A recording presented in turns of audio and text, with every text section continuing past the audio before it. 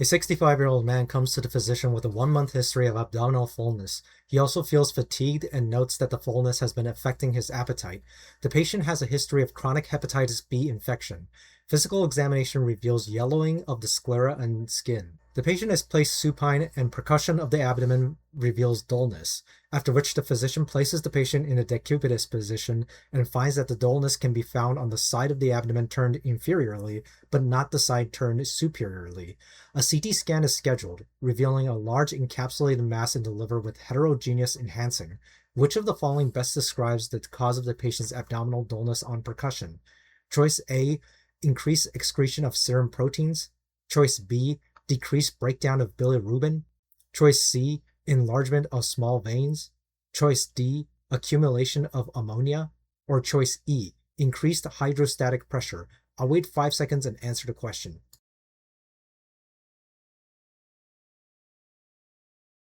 So this feels like more one of those medical school examples, right? Because this is a hepatoma, hepatocellular carcinoma. I think I made it pretty obvious. History of hepatitis B. You got this heterogeneous mass in the liver. That's not really the focus of this question, because the focus of the question is, even if you cannot diagnose the hepatoma, the point is that you can tell that there's something awfully wrong with his liver, because you just know he has big mass in his liver and he has ascites. He has the shifting dullness, right? Where basically put a patient on their side and then all the fluid shifts downward because of gravity, so the dullness goes away on the superior portion of the abdomen, or rather the side of the abdomen that's pointing up, not if you put them in a decubitus position.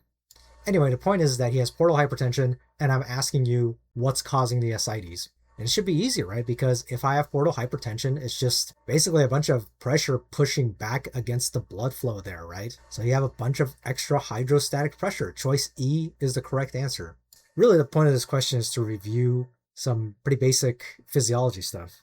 And of course, you do want to know portal hypertension and various other problems that can come from hepatic failure, but that's actually related to the wrong answer choices here, so let's take a look. So choice A, increased excretion of serum proteins. So in hepatic failure, you would have decreased serum proteins, but that's because you have a decreased synthesis of albumin and not because you're excreting a bunch extra. So the wording here just doesn't make sense. So this description doesn't fit hepatic failure, and the vignette doesn't seem to indicate some other condition where you might actually be excreting proteins, for example, renal failure. Choice B, decreased breakdown of bilirubin. Now, obviously, this is something that's happening because this patient is jaundiced. And of course, you can tie this to just understanding your bilirubin physiology. Obviously, conjugation of bilirubin happens at the liver, so if you have some kind of hepatic failure, that's why you get jaundice. But the question is asking what's causing his ascites, basically. Nothing to do with his jaundice. So it's just not related. Choice C, enlargement of small veins. This is obviously talking about formation of varices. Once again, something that happens in hepatic failure, portal hypertension, but it's more something that happens alongside the ascites. It's not something that causes the ascites. And just quick review, it pays to know which connections cause the varices. Esophageal varices form from the shunting of left gastric vein to azygos vein. The caput medusae, which is veins basically on your belly, and they look kind of like medusa, they are formed from the paraumbilical to epigastric veins, and then rectal varices, which can cause constipation, form from the superior to the inferior rectal veins. Specifics of that do get tested once in a while. Just the accumulation of ammonia.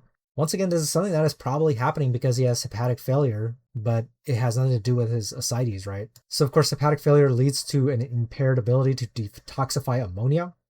And if it goes on long enough, and for this patient, if you just leave him alone a bit and don't treat him, eventually that ammonia is going to be toxic to the body, and that's going to cause hepatic encephalopathy. So they'll have confusion and altered mental status, and of course you'll have asterixis, also known as the flapping tremor. You tell them to stick their two arms out with their hands up, and then their hands will start to wave up and down, kind of like they're flapping.